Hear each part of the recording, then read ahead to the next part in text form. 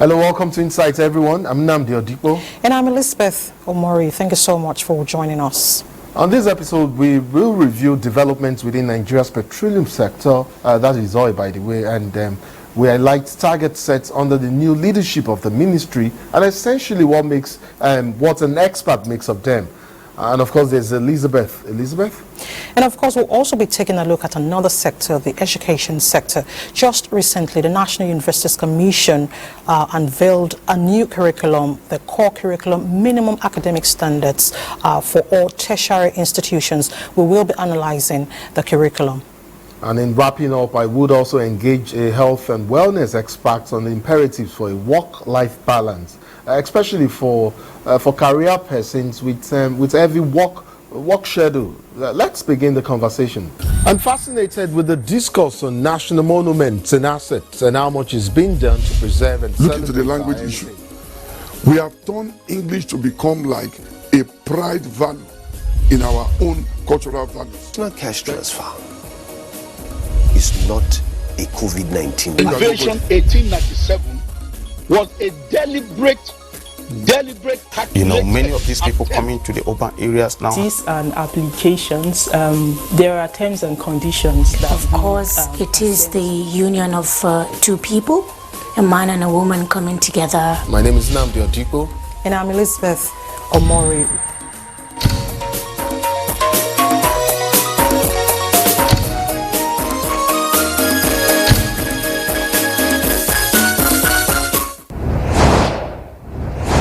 A recent affirmation by the federal government on the 2024 deadline for a complete end to fuel importation in Nigeria continues to elicit reactions across a broad spectrum of stakeholders. While achieving these feats will depend on the success of a good number of ongoing reforms in the entire petroleum oil value chain, restarting the nation's local refineries and clinching self-sufficiency in petroleum products or should be among top targets in government's plans for Nigeria's petroleum sector. My first guest has 22 years experience in the oil and gas industry as a maintenance and operations engineer. He is the chairman, Trade Union Congress, Rivers State, Comrade Ikechukwu Onyefuru. Welcome to Inside, Comrade. Thank you very much, and good afternoon, viewers. All right, then. I'd like to know, comrades, what you consider as some of the biggest issues in the petroleum industry as it stands today. Thank you very much. Just to mention that when we talk about the petroleum industry in Nigeria, we are looking at both the upstream and the downstream, the midstream operators. When you talk about the upstream, you talk about the oil exploration, oil production platforms, up to export and all that. Then you come to midstream, the marketers, the guys who help us to export the crude. And then downstream, we are talking about having like our refineries, and then having domestic gas and all that and all that. So all that make up the oil and gas industry in Nigeria. And the biggest challenge, if we begin to look at them holistically, we should be talking about how to get this industry that has been supporting our economy.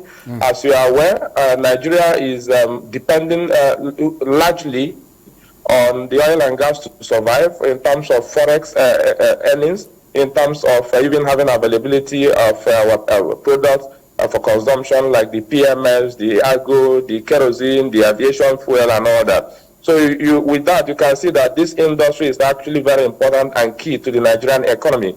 But as we speak, if we begin to look at them one after the other, you will notice that those of us in the upstream are struggling because the IOCs, who are supposed to be partners in the joint venture with the federal government on one hand, where you have a production sharing contract on the other hand, you notice that they are struggling because the government don't keep to their own obligation by making available the cash call which these IOCs are supposed to use.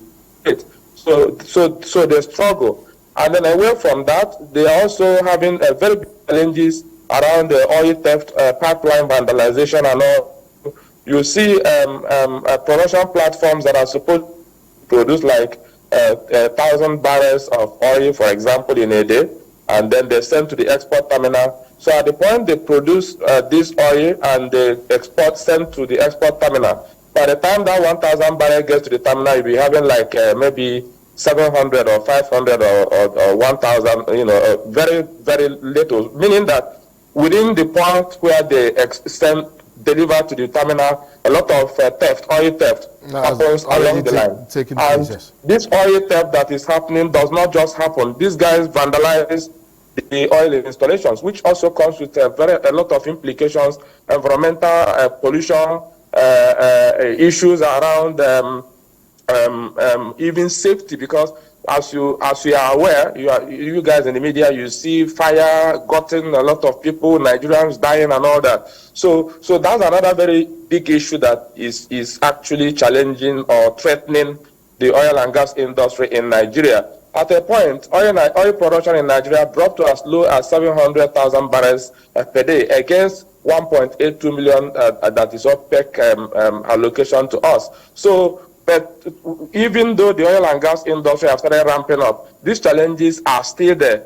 And as we are aware also, the issue around Jakarta is also an issue, because most of the skilled workers who are supposed to be manning these facilities and providing these technical services are all leaving. They are all offshoring and leaving the shores of the country. So all these are all challenges. And then when you come to the downstream, for example, no single refinery is working in Nigeria today. It's a very big challenge. It's a very big issue that a country as big as Nigeria is not able to boast of one refinery. It's something that we struggle to really understand how that happens. That's another big issue, because right now, today, you are aware that petroleum product is selling for, PMS is selling for as high as average of 617 naira, when many Nigerians cannot afford to have one good meal in a day. So these are some of the challenges that the industry is faced with. We can continue on and on and on. These are the key challenges.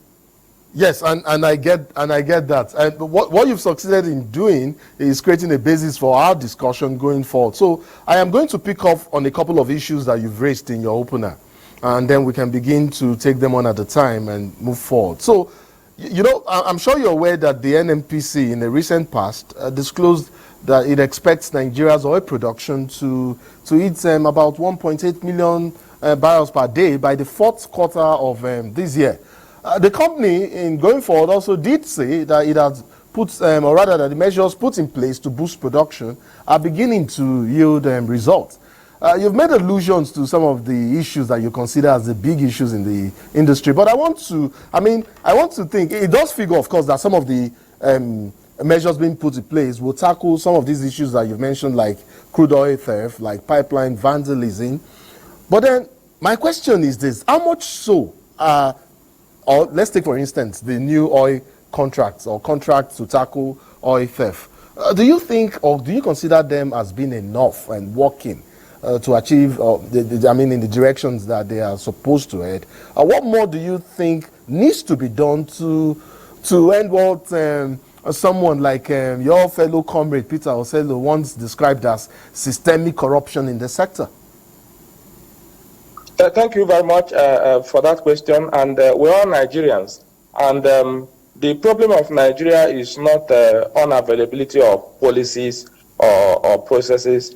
The problem we have in Nigeria is the willpower, the political willpower to even execute the policies we already have existing. For example, ordinary obeying traffic rules, obeying traffic light is a challenge in Nigeria. Why? Not because the traffic light is not there or is not working, but because we lack that basic discipline to obey common traffic light. So in the oil and gas industry, it's the same. So all the program that the federal government has said that they are going to reel out, don't forget that we normally have pipeline surveillance contracts that runs into millions of dollars.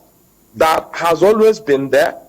Don't forget that we have security votes. In fact, it might interest you to know that the security budget of the IOCs most times rates higher than the overall budget of the production itself. Why? Because you go to these IOCs, you see battalion of government security agencies. It's as if they are actually a military installations. You know, they are military installations. Whereas these are oil production platforms. You see all manner of security equipment, yet, in fact, it might interest you to know that even along the line where we have all these ICs, all these oil theft going on, you have the government security agency bits. For example, when crude oil is stolen, it's not stolen and removed from the air. They truck it, they move it with the batches. And we have the security agencies who are supposed to be manning those locations, those strategic locations, 24 hours a day. And these things, this theft, this economic sabotage still goes on. So that the problem we have is not about policies or contracts, whether we are going to give new contracts or not. Have we even assessed why the contracts we had before failed? Why are we not able to bring people to prosecute people whose responsibility it is to guide these oil installations, whose responsibility it is to ensure that these things work? We pay them salary every month, yet we get zero service, and then the country is suffering. Then we are putting up new contracts. If we don't have that way power to even prosecute errors of the past, then it means that we have automatically planned to fail. Don't also forget that NNPC Limited, in the past, an audit was set up to audit the accounts and performance of NNPC Limited. That audit was done by one of the first four auditing firms in the world. Today, nobody knows the outcome of that audit. So if you come tomorrow and say you want to audit NNPC, what are you? You have already planned to fail, because we don't have the will power. We take everything as politics. So we are not able to separate politics from governance. It's not the absence of policy, but rather the absence of political will or will to. Thank you very much. There's no political way to. And then let's also not discountenance the fact that in talking about going forward, throwing technology into the mix and using technology to drive some of these processes. Yes. For example, NNPC Limited, when organized labor in Nigeria pushed, they now had to commission the command and control center in Abuja, where they sit and then they monitor all the oil production network, and they're able to ascertain where criminals, are about to sabotage and all that, and then they can deploy intervention. We know, even in terms of the pipelines, the export lines, the delivery lines, we know the designs that can be in place to use technology to cover all these things. But the question is, even the small technology we have, why is it not working? Why are we having glitches along the technologies we have deployed in the oil and gas industry? What can we do differently? Can you imagine where a plant, an asset that is supporting the economy of this country, with all the security apparel and all the technology that is deployed to safeguard the assets and personnel working in there, criminals still find their way to break into the asset and kidnap oil installation, oil production workers with all the technology you have. And then they do this and they're able to escape along the line where you have government security agencies and all manner of technologies deployed. So our problem is not technology. Yes, we agree that we can deploy more technology to improve our process, but the problem is that, do we even have the way power to get the technology to work? My brother, NNPC Port Harcourt refinery was supposed to have come up when they started the turnaround maintenance. For how long now? With all that have been deployed, it might interest to know that ordinary procurement of off-the-shelf items that we are supposed to use in that turnaround maintenance, delivery time of 6 weeks, will turn out to be delivery time of 9 months for a country like Nigeria. What is the problem with us? I will take you up on the issue of Port Harcourt refinery that you just referenced there. But let me just drive the conversation on this whole oil theft a bit further, and then we can move on to Port Harcourt. I mean, yes, there are noticeable efforts, towards ending oil theft in Nigeria, but yet there are concerns over some of the approaches being used. One of which is the destruction of vessels involved in transporting stolen crude. That in itself may apply as a strong deterrent, but it, however, raises some serious concerns and issues on environmental waste, but more on renewed environmental pollution in the Niger Delta. How do you think, we can, as a strategy, use that as a deterrent, but yet not at the detriment of our environment? Thank you very much. You see, this is what we talk about. We cannot be crude, very crude, in a civilized, in a global space. You say you've caught this tanker and you really caught them. Let's assume you did. Why do you need to destroy evidence? Why do you need to explode the tanker and then spill crude oil to the environment? Aquatic life in the Niger Delta is almost gone to extinct. Not to talk about farmlands. Not to talk about our territorial waters that are actually polluted as a result of this. So how do we now hold on to these vessels as deterrent, perhaps seize them, and sending a clear message, and then yet conserve our environment? Is that You've answered the question. Don't forget, we have the government security agencies, combined joint task forces, who even identified the supposed vessel, economic sabotage vessel. Somebody identified that vessel. So if really somebody identified that vessel, why can't that person trigger a process with our military might that we have? We have the might as a big country in Africa, as a big brother to small countries in Africa. Can't we deploy the same military might to arrest these culprits and bring them to book? So why will you say you caught a vessel, you go and then begin to pollute our environment in the Niger Delta? Why must you do that? You claim to solve one problem and then you create multiple problems. It doesn't take us anywhere. So invariably, we need to find a measure that works as deterrent and yet help us to conserve our environment. You referenced Port Harcourt refinery. I noted that down here. And then I said we were going to talk about it. And I'm sure you know that we have had several goalpost shifting incidents when it comes to the issue of resumption of operations at not just Port Harcourt, but some of the refineries. But let's take Port Harcourt that you've talked about, for instance. The minister was there quite recently. We have had at least 3 different completion dates for Port Harcourt for this year alone. What are your thoughts on this new December deadline for Port Harcourt? And do you have a sense that things may be different this time around? For things to really change. What do you think?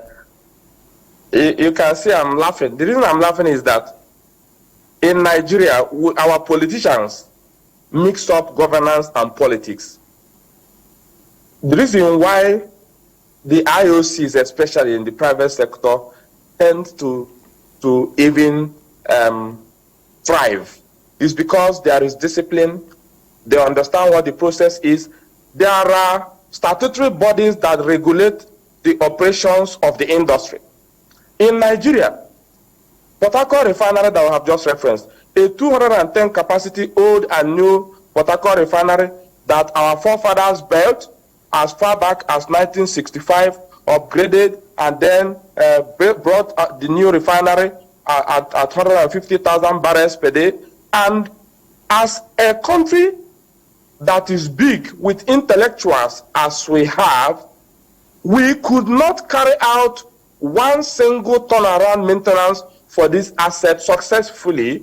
Rather, we ran this asset run to fail mode. An asset we know that we need to continue to carry out turnaround maintenance periodically to restore the lifespan, to restore the integrity, to ensure they continue to serve us, just like your car. If you buy a car today and you don't do any maintenance on that car, you just keep running it, one day that car will ground and it will not move anymore. That is what a country like Nigeria with intellectuals did with our refineries. Now, eventually, in 2019, we said, okay, we are now going to be responsible to carry out turnaround maintenance, and we gave a 24-month timeline. Labour came up to say, for this to work, we are going to manage the funding in such a way that nobody will have access to that fund, but that fund will be released based on the level, the rate of work done directly to the contractor. Now, work started. As work started, a lot of issues started emerging. And then, as engineers, we all know what turnaround maintenance is. We know the demand, we know the requirements, we know all we are supposed to do. But our politicians still see the turnaround maintenance of our NNPC, our refinery in Port Harcourt, as political campaign without facing realities. So even our honorable minister, one minute, our honorable minister visited and he made a political statement that the refinery is going to come on by December this year. We are praying God for that miracle to happen, because we will be happy that that miracle happens, because it will begin to help to ameliorate the suffering of teeming Nigerians. Indeed, indeed. Comrade, unfortunately, my director just told me we've used up our allotted time, and that's quite unfortunate, because this is the conversation that I thought we could drag for a bit. But just very quickly before I let you go, would you, off your finger, tick off what you think or targets you would like to see the new the Ministry of Oil, the Ministry of Petroleum Resources, Oil, undertake, perhaps in the short term, medium term, and in the long term? If you would just quickly tick that off your finger for us. Because of time, number one, yes, our Honorable Minister, Lokpobri Hennekin, is my very good friend. He's somebody I know very well. Please get the refineries to work. Number one. Number two? Number one. Number two, get all the NNPC delivery line, product delivery line network to work. Nigerians are not talking about the product delivery line that has collapsed. The NNPC doesn't have any depot to receive any crude oil today. That's why we are using private depots, and that is further impacting on the cost of petroleum product. Any other one? Alongside reviving refineries, please let the network, the delivery network across the country work. Once this happens, and we can boast of, even if it's just 100,000 barrels capacity production of petroleum product in a day, it will begin to help to ameliorate the impact of this subsidy removal that Nigerians are suffering today. Comrade, this is a conversation you and I will continue. I can promise you that. So I'll describe this as the part one of our conversation on this issue. I definitely need to bring you back so that we can take up other issues in this sector. I mean, this is something that affects all Nigerians and affects us as a country. I'd like to thank you so much, Comrade Ikechukwu Onyefuru, oil and gas expert and chairman, Trade Union Congress, Rivers State. Thank you so much for coming on Insight. Thank you very much. Have a nice day.